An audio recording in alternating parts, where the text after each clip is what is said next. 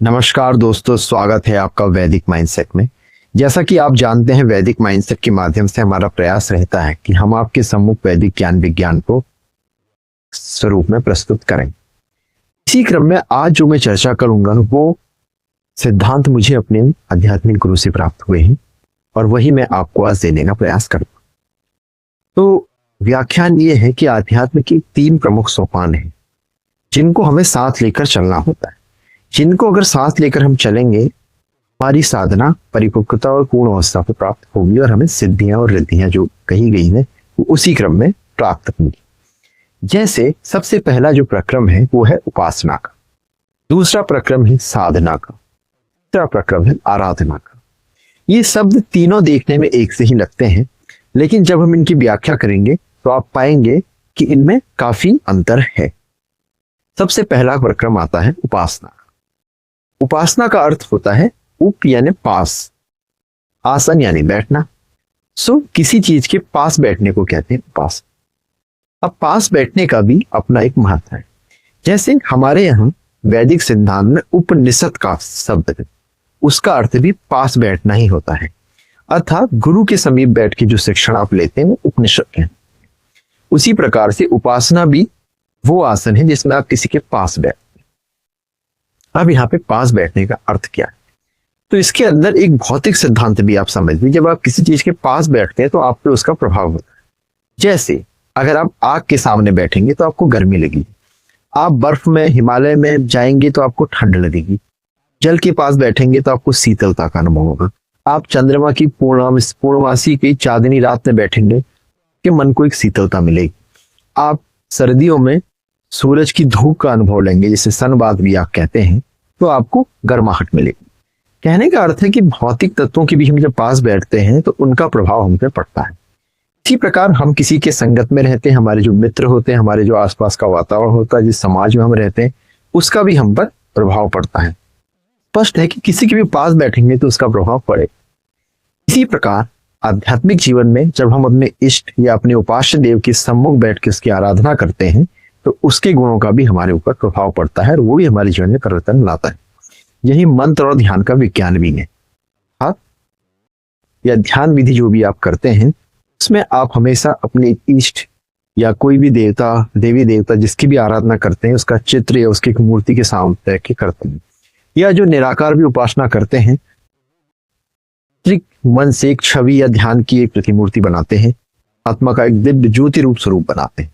चाहे निराकार ब्रह्म की उपासना हो, चाहे साकार ब्रह्म की उपासना हो, चाहे आप ध्यान करें, चाहे आप मंत्र जप करें या कोई विधि आप अपनाएं, तो आप अपने इष्ट या उपास्य के पास बैठने का उसमें अनुभव करते हैं। दोस्तों, इस वीडियो में आगे और इस चर्चा को बढ़ाएंगे, तो आपसे अनुरोध है कि वीडियो को अंत तक देखते रहें, चैनल को लाइक करें, सब्सक्राइब करें और कॉमेंट भी करते रहें। तो आगे बात करते हैं इस उपासना की प्रक्रिया। जी, अभी तक हमने स्पष्ट पाया किसी भी चीज की जब उपासना करते हैं उसमें हम उसके पास बैठकर कुछ न कुछ क्रिया या विधि करते हैं। इससे स्पष्ट है कि जिस भी इष्ट देव की हम उपासना करते हैं उसकी शक्तियों का, उसके गुणों का और जो भी उससे प्राप्त होने वाली फल है वह प्राप्त किसी न किसी रूप में होता है। तो ये हमारी उपासना का एक चरण है जो प्राय हम सभी आध्यात्म के प्रति करते हैं। पर कई बार लोगों की ये एक शिकायत रहती है कि हम इतनी पूजा पाठ और उपासना करते हैं लेकिन हमको वैसा फल नहीं मिलता है ऐसा अपेक्षित है। तो इसके कई कारण हो सकते हैं। एक होता है पूर्व जन्म के कर्म जिसे हम प्रारब्ध कहते हैं, और दूसरा हो सकता है कि हम उपासना को कुछ क्रिया पद्धति की सीमित कर रहे हैं। इसका दूसरा चरण उसमें आता है जिसे हम कहते हैं साधना। साधना का अर्थ होता है किसी भी चीज को साध लेना या सिद्ध कर लेना। जैसे लोग मंत्र, तंत्र इत्यादि कई चीजों की सिद्ध करने की बातें आपने भी सुनी होंगी।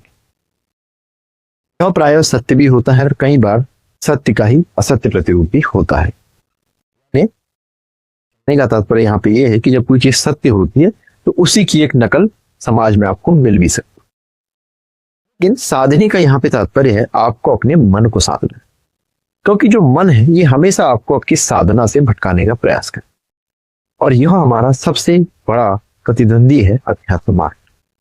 बार बार विषयों की तरफ भटकाएगा, अर्थात सांसारिक जीवन की तरफ बढ़ाएगा, नकारात्मकता की तरफ भटकाएगा और आपको साधना पथ पे विचलित करेगा।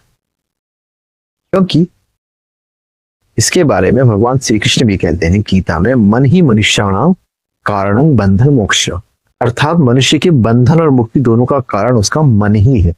कि ये मन जो है ये इंद्रियों का स्वामी है और इसे हमें 11वीं इंद्रिय भी कहते हैं। जैसे 10 घोड़ों वाला कोई रथ हो और उसकी लगाम किसी सारथी के हाथ में हो तो वो सारथी मन है। तो हमें उस मन को साधना है कि उस रथ में आत्मा रूपी जो है जीव बैठा हो। इसको मन की साधने की जो साधना है वही साधना है। साधना का प्रमुख अर्थ यही है जिसमें हम अपने मन को और आंतरिक परिष्कार के काम देते हैं, जिससे हमें हमारे जीवन में हमारी जो साधना है उसका स्वरूप परिपुष्ट हो। तो आप उपासना के साथ साथ कोशिश करें कि आप अपने मन को भी साधें, विचलित ना होने दें। बार बार आपको भटकाएगा, बार बार नकारात्मकता की ओर ले जाएगा। हो सकता है कहीं आप भ्रमित भी हो, लेकिन आपको पुनः अच्छे सारथी की तरह उसकी लगाम पकड़ के उसको सही दिशा में ले जाना है कि हम मन और इंद्रियों से परे शुद्ध दैवी आत्मा है। ये सिद्धांत में हमेशा अध्यात्म में याद रखना है। इसीलिए हमें बाहरी चीजों के परिवर्तन से विचलित ना होके आंतरिक परिस्थिति को मजबूत रखना। तो ये जो है दूसरा सिद्धांत है साधना का, और ये 24 घंटे होता है। क्योंकि उपासना तो आप सुबह शाम, कुछ लोग त्रिकाल संध्या भी करते हैं, तो 3 बार कर सकते हैं। 3 बार की आप उपासना कर सकते हैं, लेकिन साधना तो 24 घंटे की है ताकि मन ऐसा सक्रिय रहता है। आपके मन में कई प्रकार के नकारात्मक सकारात्मक विचार आएंगे, आपका उन पे कोई बस नहीं है। किस विचार को आपको अपने जीवन में अपनाना है और किस विचार पे आपको कार्य करना है वो आपके हाथ में है। तो आप किस विचार को ज्यादा परिचय देते हैं, किस पे ज्यादा फोकस्ड होते हैं, और दिशा तय करता है। इसका तीसरा स्वरूप है आराधना। आराधना कहते हैं ईश्वर की। ईश्वर की आराधना जो है तब होती है जब आपको जो भी रिद्धियां सिद्धियां उपासना से प्राप्त होती हैं उनका प्रयोग आप किस तरीके से करते हैं। उसके प्रयोग की 3 विधियां हैं। एक तो आप अपने लिए करते हैं, व्यक्ति के निर्माण के लिए, अपनी आवश्यकताओं की पूर्ति के लिए। दूसरा, अगर आप गृहस्थ हैं तो आप अपने परिवार की आवश्यकताओं की पूर्ति के लिए करेंगे। और तीसरा जो है, आप तीसरा हिस्सा आपको समाज के लिए व्यक्त करना है। उपासना का और साधना का जो है फल प्राप्ति है उसको आपको इस प्रकार से 3 भागों में बांटना चाहिए। उससे क्या होगा, उससे आपकी साधना जब आप बांटेंगे, जैसे आप गेहूं के एक बीज को डालते हैं तो पूरी बाली निकल के आती है जिसमें 100 से ज्यादा बीज होते हैं।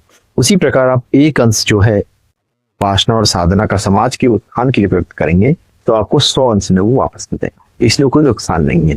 तो ये साधना का इन्वेस्टमेंट है। जैसे आप अपने धन का इन्वेस्टमेंट करते हैं और उस पर इंटरेस्ट लेके अलग अलग स्कीमों में बैंक की लगाते हैं, इतना % रिटर्न मिलेगा, इतना % रिटर्न मिलेगा, बट उसमें कई बार नेगेटिव रिटर्न भी आपको प्राप्त हो जाता है।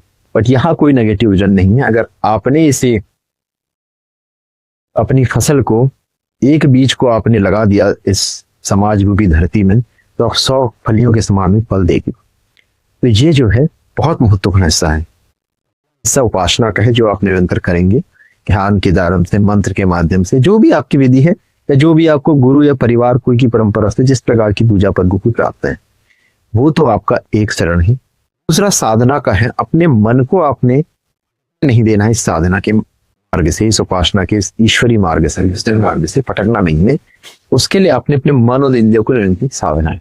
इसमें संयम, सेवा, सहिष्णुता, इस प्रकार की कई साधना है जिसमें हम व्रत, उपवास इत्यादि करते हैं कि हमारा संयम और मन की शक्ति बढ़े।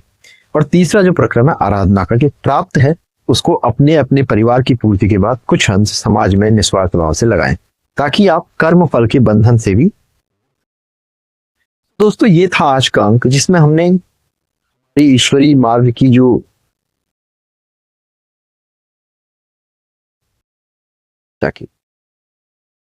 अगर आपको आज का वीडियो पसंद आया तो आप वीडियो को लाइक करें, शेयर करें अपने सभी दोस्तों के साथ, सभी आध्यात्मिक प्रतीकों और भक्तों के साथ जरूर शेयर करें, और इस चैनल को सब्सक्राइब करें ताकि इस तरह का कंटेंट हम निरंतर आपके पास पहुंचाते रहें। तो दोस्तों, आज के अंक में इतना ही। नमस्कार, धन्यवाद।